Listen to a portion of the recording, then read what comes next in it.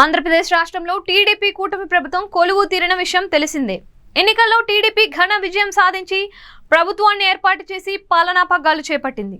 అయితే ఈసారి కొత్త పందాలో పాలన నిర్వహిస్తున్న చంద్రబాబు అటు పాలనలోనే కాకుండా పార్టీలో కీలకంగా పనిచేసిన నాయకులకు, పొత్తులలో భాగంగా తమకు రావాల్సిన సీట్లు త్యాగం చేసిన నాయకులకు తగిన అవకాశాలు కల్పించే ప్లాన్లో ఉన్నారు. గత ఎన్నికల్లో టీడీపీ కూటమి విజయం వెనుక సీట్లను త్యాగం చేసిన టీడీపీ నాయకుల కష్టం కూడా ఉందని గుర్తించిన చంద్రబాబు మొత్తం 31 మంది నాయకులకు సముచిత స్థానం కల్పించడానికి దృష్టి సారిస్తున్నారని సమాచారం.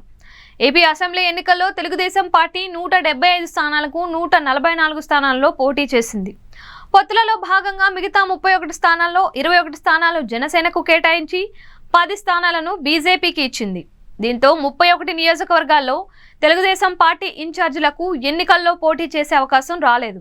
పార్టీ కోసం కష్టపడినా టికెట్ రాకపోవడంతో కాస్త నిరాశకు గురైనప్పటికీ నాయకులు అందరూ తెలుగుదేశం పార్టీ కోసం చంద్రబాబు మాటకు కట్టుబడి కూటమి విజయం కోసం కీలకంగా పనిచేశారు. పిఠాపురంలో జనసేన అధినేత పవన్ కళ్యాణ్ విజయం కోసం టీడీపీ ఇన్ఛార్జ్ వర్మ మాత్రమే కాదు, మిగతా నియోజకవర్గాల్లోనూ కూటమి అభ్యర్థులకు ఓట్లు పడటం కోసం టీడీపీ నుంచి టికెట్ వదులుకున్న నేతలు ఎంతగానో శ్రమించారు.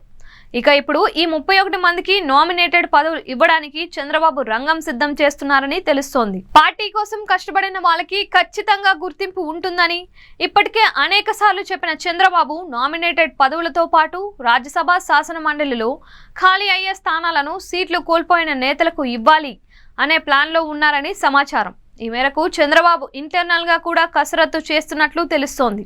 ఈసారి తన హయాంలో కష్టపడిన ఏ నాయకుడికి అన్యాయం జరగకూడదని భావిస్తున్నట్లు చంద్రబాబు పార్టీ నేతలకు పదవుల విషయంలో కూడా ఆచితూచి వ్యవహరిస్తున్నట్లు సమాచారం.